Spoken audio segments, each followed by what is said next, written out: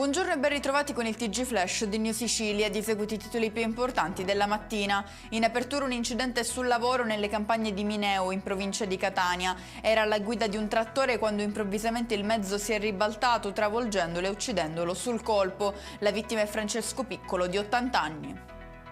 Blitz antimafia questa mattina a Palermo, 29 le misure cautelari, tra cui 16 arresti, eseguite dai carabinieri nei confronti di altrettanti indagati che non avevano ricevuto provvedimenti durante l'operazione di febbraio denominata Grande Inverno.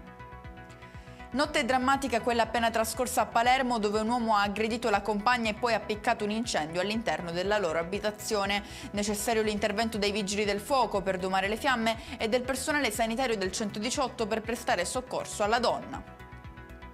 Si è conclusa l'eruzione spettacolare dell'Etna che ieri ha incantato ogni parte d'Italia. A comunicarlo è l'Istituto Nazionale di Geofisica e Vulcanologia, Osservatorio Etneo, che informa come l'attività vulcanica è giunta al termine.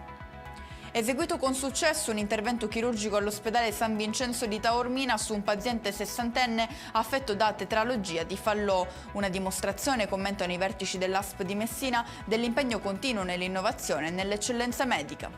E con questo è tutto, prossimo appuntamento più tardi alle 19:30. Grazie per averci seguito, buon proseguimento di giornata.